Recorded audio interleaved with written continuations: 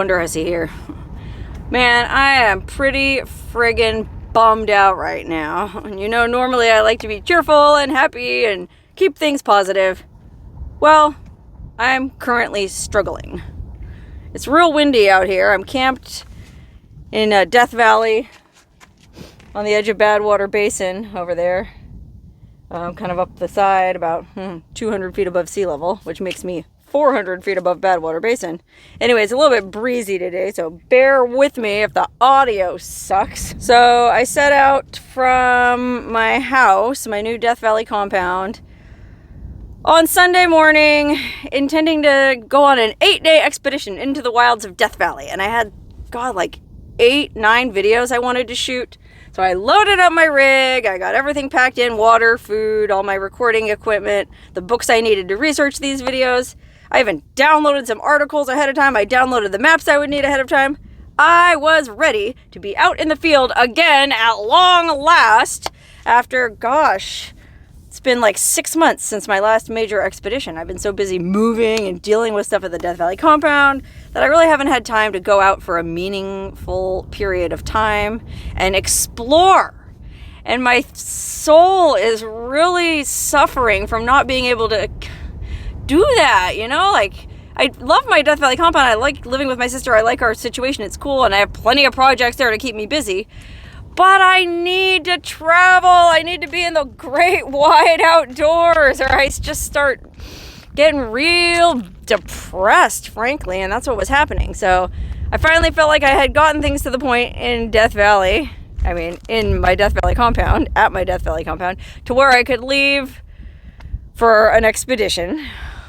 And so that's what I plan to do. But you know how they say the best laid plans of mice and hussies often go astray? Well, unfortunately, that's exactly what happened to me.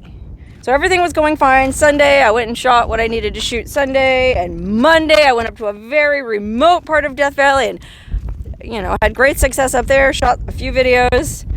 And then, let's see, today's Wednesday. Tuesday, yesterday, I came down out of that remote area and went out and shot some more stuff for another video. And then I came up here to camp last night, and I thought, well, I better just check out my suspension, my rig, and just make sure everything's going okay, because I was really making an effort to drive extra slowly. Like, I'm not gonna lie, I do tend to drive faster than I probably should on some of these dirt roads, but because this was my first expedition after being inside for so long, I don't know, I guess I was being extra cautious. And also I went up to a very remote part of Death Valley, and so I'd been up there before and I knew the road was rough, and so I just thought, well, I'll just drive real slow and patient. And I did. I only went like 10 miles an hour. I didn't hit any weird bumps or surprises. Car performed like a champ. But I think maybe I got a little cocky when I came back down out of there onto the valley floor. I don't know, man. I don't actually even know if this happened yesterday or what, but when I got to camp yesterday evening, I was feeling really good. Like, all right, got all these videos under my belt. This trip's going to be awesome. The weather's nice. I got an awesome campsite. Getting ready to make some dinner. Let me go in and look under the car, just make sure everything's okay. Now, part of the reason I did this is I was just reading a blog, okay? There's this really interesting blog this guy writes, he's got a Tacoma camper pickup truck, and he goes on all kinds of crazy expeditions in this area. I think he's based out of Oregon, but he comes down here a lot. He's called Adventure Taco, like short for Tacoma. So check out if you like to read, you have to be able to and enjoy reading to check out his blog. He does take a lot of really cool photos too. He's a really good photographer. I think he has a nice camera. So you could go look at the pretty pictures if you want, but I'm telling you, if you can force yourself to read, he's a great writer. He writes up all these crazy blog posts about his adventures out here. And I was just reading one before I left on this expedition where he was up in a part of Death Valley not too far from where I just came down from.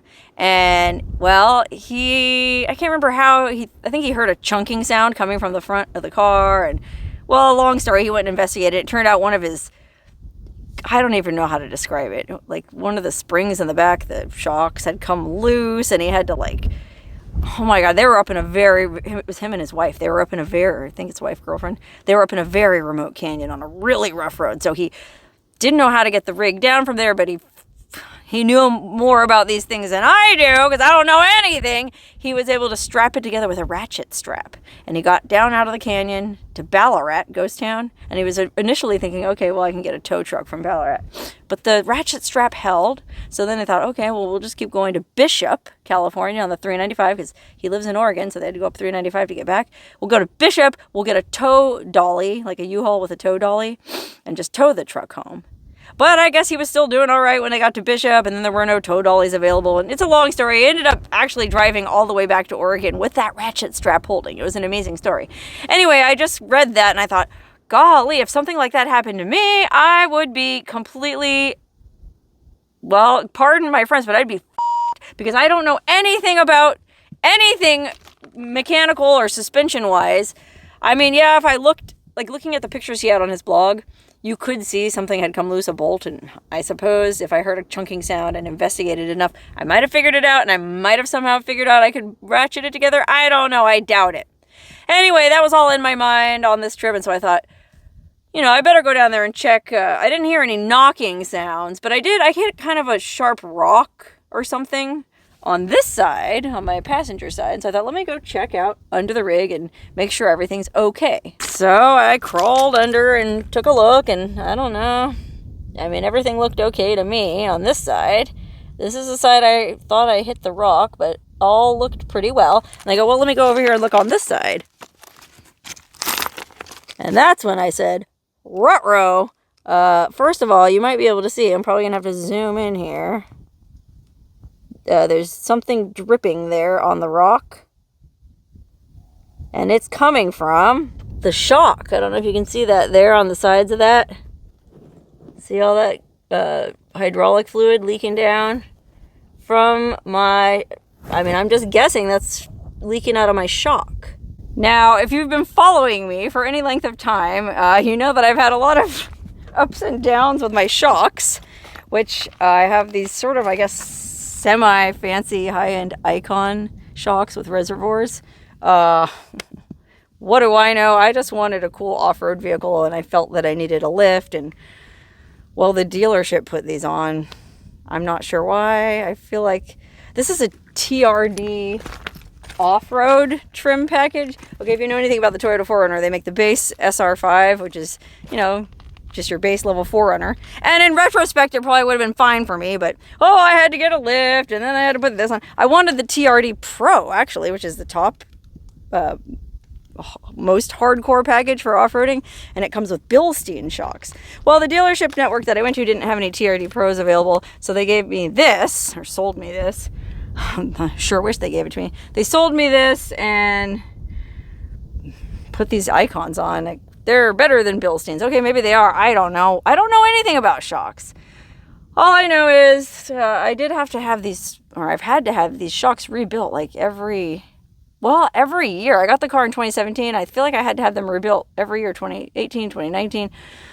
Then when I had them rebuilt in, oh gosh, I think it was 2020, a guy from Icon, a fan of this channel, turned out to be a fan of this channel, and so he hooked it up, man. He hooked up, they rebuilt, I think, my 2 front shocks for free, which was really generous of him. And then the shop that did the work advised me, like, okay, well, here's what you can do to keep your shocks in better condition, to keep them from degrading. Like, what happens is, I guess, dirt gets on the, well, down there, the part I was showing you, I guess, and then it can degrade these seals. There's seals that keep the hydraulic fluid from leaking. This is just my understanding. I'm not a car person.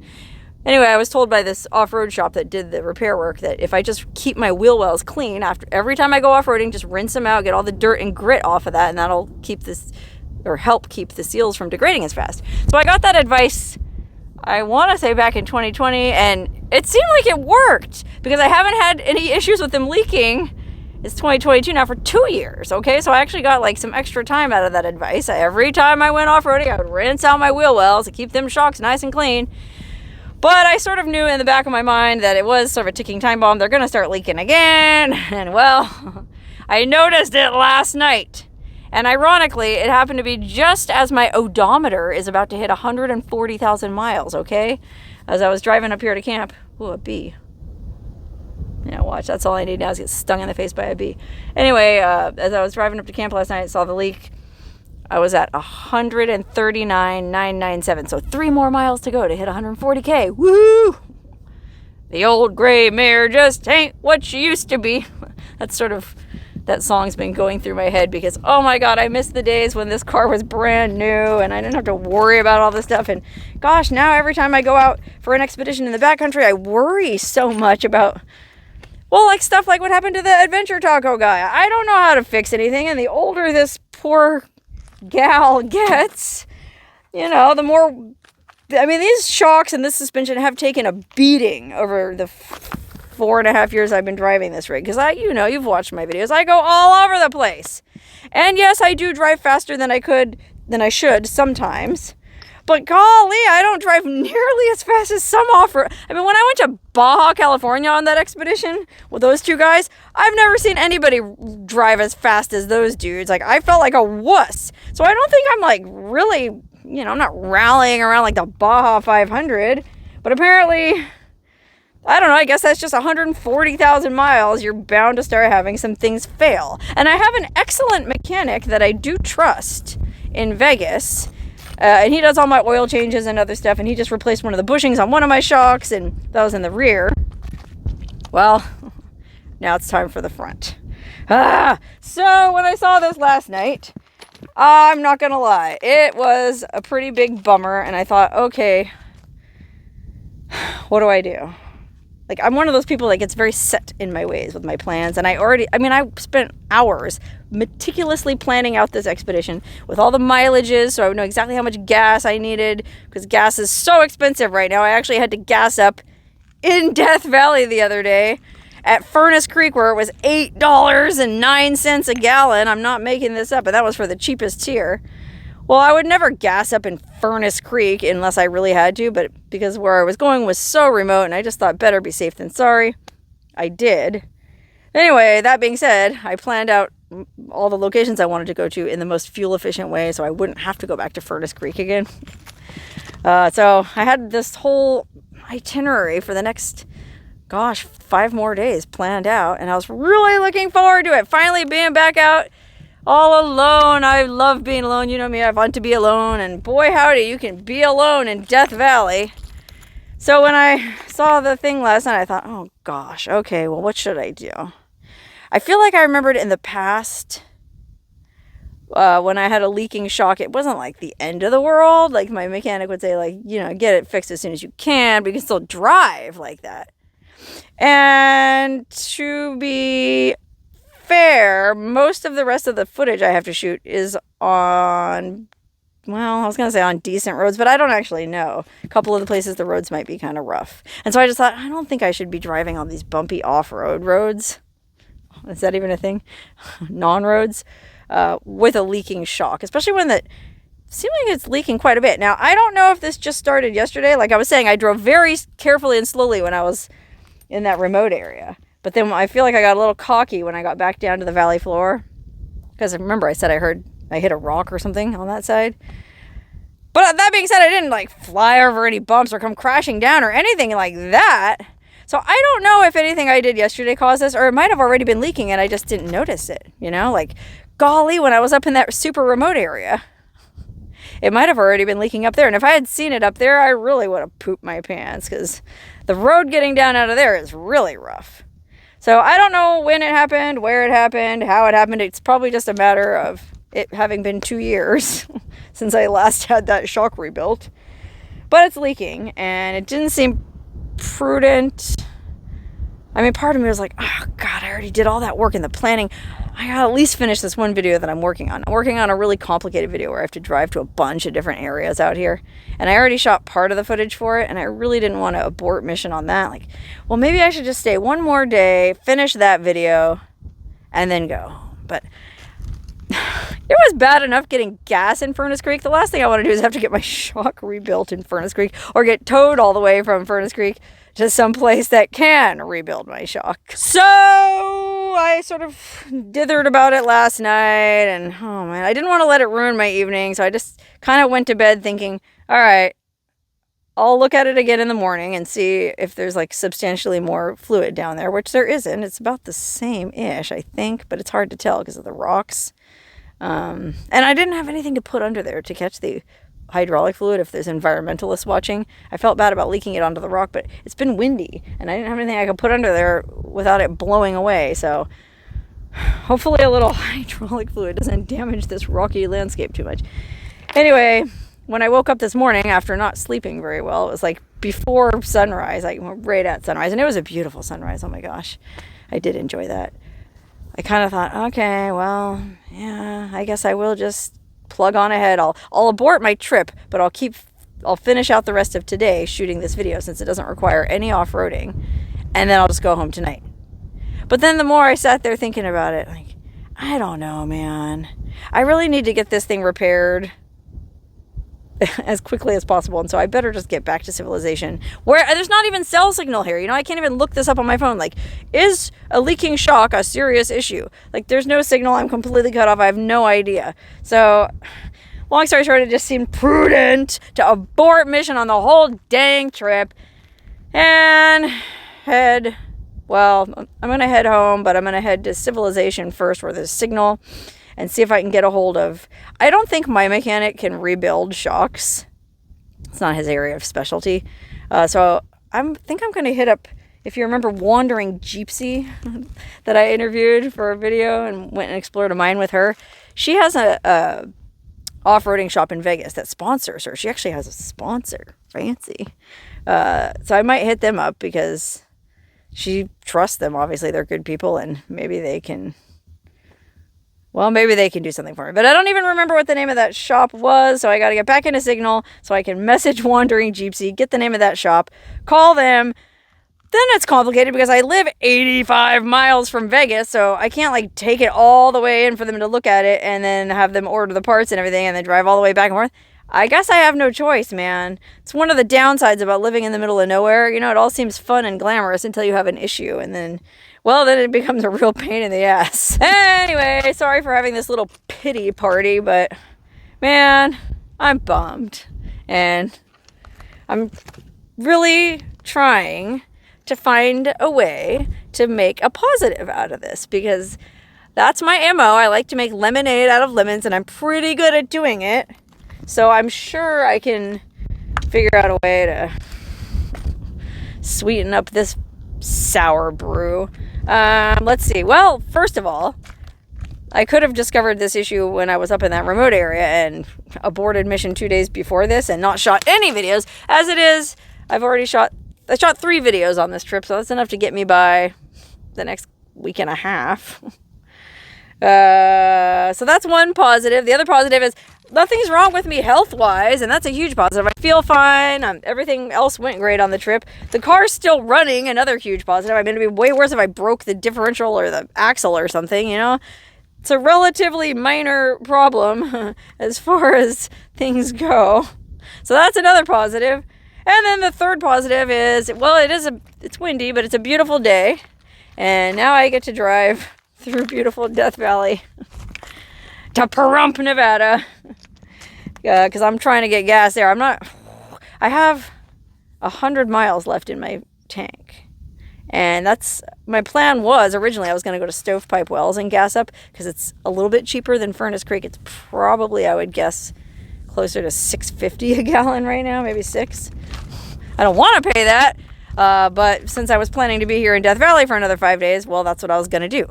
Now that I'm not going to be in Death Valley for 5 more days, well, I can go gas up in Pahrump and get that sweet, cheap Nevada gas, especially because it's in Nye County, which Nye County has 0 environmental taxes or regulations. I don't care about stuff like that, so the gas is cheaper than Vegas even. I want to say right now, well, no gas is cheap right now, but I want to say it's probably around $4.50, $4.75, probably $4.75 in Pahrump, which is a lot better than $6.50. So there you have it. I just cheered myself up. I'm going to save money on gas.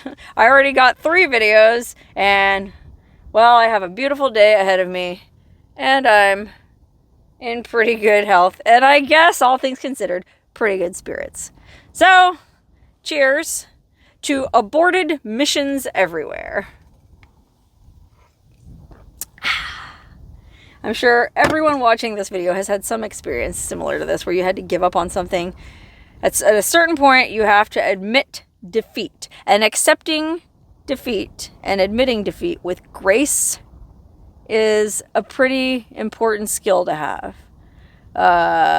Getting angry or depressed about it isn't going to help anything. So I'm just going to continue drinking that sweet, sweet lemonade. It's actually coffee. Get in my rig and, well, try to figure this mess out.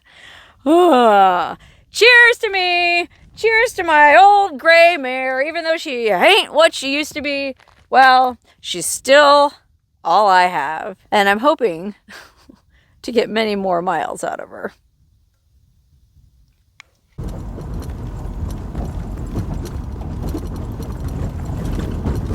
Woohoo! Yay!